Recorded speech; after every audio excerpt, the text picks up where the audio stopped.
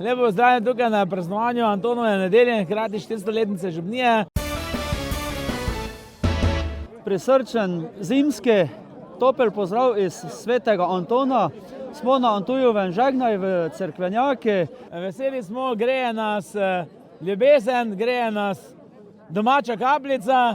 Današnja Antonova nedelja v Cerkvenjaku je še posebej slovesna, saj praznujemo 400-letnico samostojne župnije svetega Antona in seveda na to smo v lokalnih skupnosti v občini Cerkvenjaki in pa seveda župnije svetega Antona smo zelo ponosni. Vesel sem bil danes tega praznovanja, ker sem začutil, kako res so ljudje med seboj povezani, kako čutijo, da je vera tisto bogatstvo, iz katerega živijo in kako je vera tista, ki nas povezuje, združuje, ki nam pomaga preraščati naše razlike oziroma celo, da razlike med nami postanejo bogatstvo.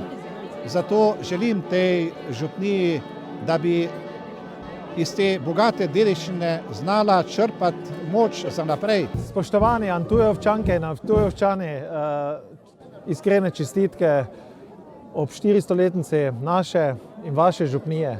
400 let pomeni 400 let zbiranja ob nekem ognjišču, ob ognjišču, ki je bilo nekoč ne samo versko središče, je bilo kulturno središče, je bilo tudi izobraževalno središče naših krajev. Všeč mi je tukaj v Slovenskih Goricah, ljudje živijo, ki znajo delati trdo, pošteno in tudi za tem kaže tudi določeno ponižnost oziroma tudi dobro voljo do življenja.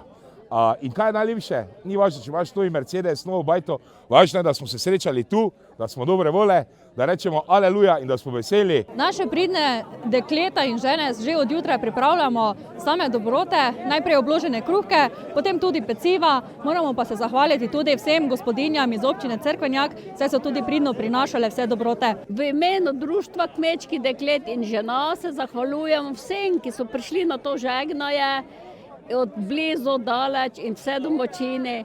Hvala in tudi posrežbo mislimo, da je bila vredi, tako da se priporočamo, da pridejo drugo leto spet med nas.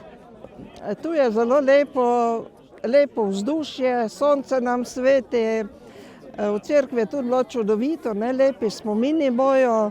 Vsem župljanom te Antujovske župnije želim blagoslovljen praznik, veliko nasmejanih obrazov in lepih trenutkov.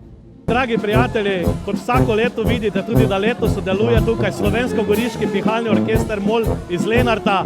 Veseli nas, da nas zmeraj povabijo k sodelovanju, pa tudi če je tako do danes, da je vse malce bolj belo, ampak mogoče bo drugo leto topleje, če pa ne, pridemo zagotovo in se vidimo ob Antonovem 2018.